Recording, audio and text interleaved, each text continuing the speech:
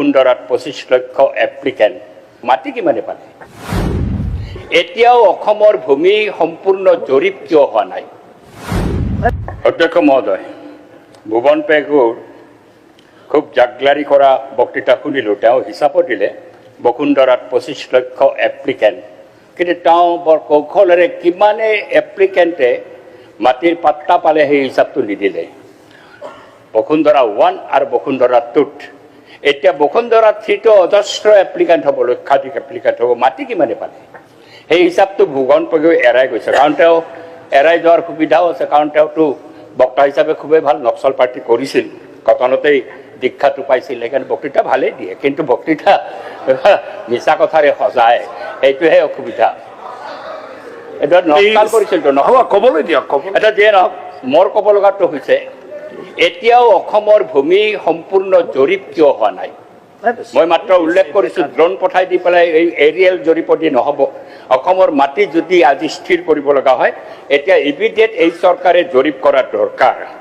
আনফালে মই ক'ব বিচাৰিছোঁ ডিজাষ্টাৰৰ ক্ষেত্ৰতে যে এতিয়া গৰাখন অধ্যক্ষ মহোদয় পইণ্ট অফ অৰ্ডাৰ এইটো শব্দটো এক্সপাণ্ড কৰিব লাগে নক্সাল কৰিছিল বুলি মোৰ নামটো লৈছে আমকা আছিলে কি হেৰি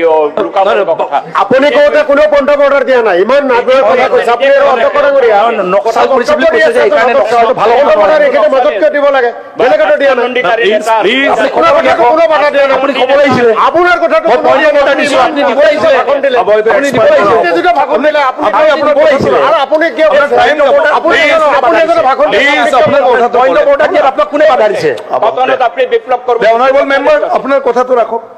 কথাটো মই সময়খিনি কাটি আছে আপুনি কৈ থাকক এতিয়া গৰাখহনীয়াত লক্ষ মানুহ এতিয়া যেতিয়া উদ্বাস্তু হৈছে সৰ্বস্ব হেৰুৱাইছে তেতিয়া এই মানুহবিলাক তেনি তেনি গুচি গৈছে হয় তেওঁলোকে নাযাব লগা ঠাইলৈকে গৈছে মই স্বীকাৰ কৰোঁ কিন্তু মোৰ এটা কথা আছে দাবী আছে এই গৰাখহনীয়াগ্ৰস্ত মানুহ যেতিয়া ভেটিৰ পৰা উচ্ছেদিত হৈ যায় তেওঁলোকক আইডেণ্টিটি কাৰ্ড দিয়াৰ ব্যৱস্থাটো এই ৰেভিনিউ বিভাগে কৰিবনে এই চৰকাৰে কৰিবনে কৰক কৰিলে ভাল হ'ব আনহাতে মাটি ক্ৰয় বিক্ৰয়ৰ ক্ষেত্ৰত আমি দেখিছোঁ যে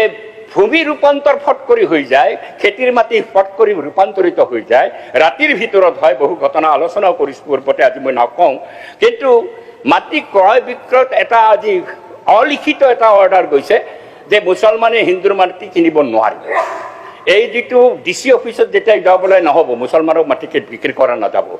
এইটো কেনেধৰণে আইনসন্মত যদি ৰেভিনিউ বিভাগে স্পষ্ট কৰে মই ভাল পাম কিন্তু তাতে আমাৰ ক্ষতিগ্ৰস্ত হৈছে যিসকলক আমি খিলঞ্জীয়া বুলি কৈছোঁ অসমীয়া মুছলমান আজি অসমীয়া মুছলমানসকলো এই ব্যৱস্থাটোৰ এটা বলি হৈছে এইটো নিশ্চিতভাৱে ব্যৱস্থাটো কৰিব লাগে আন এটা বিষয় উচ্ছেদ যেতিয়া হয় আমাৰ কথাটো হৈছে আমি স্পষ্টভাৱে কৈছোঁ উচ্ছেদ ক'ৰবাত চৰকাৰক মাটি লাগিলে উচ্ছেদ কৰিব পাৰে চৰকাৰে কিন্তু ভূমিহীন মাটি মানুহ যদি সেই মাটিত বহি থাকে তেতিয়া অকল তেওঁলোকক সংস্থাপিত কৰাৰ ব্যৱস্থা এটা কৰিব লাগে আমাৰ ৰেভিনিউ মন্ত্ৰী আছে ৰেভিনিউ মন্ত্ৰীৰ তলত কমিশ্যনাৰ আছে ছেক্ৰেটাৰীসকল আছে ডিচি আছে SDC আছে ব্যাগম বিভাগ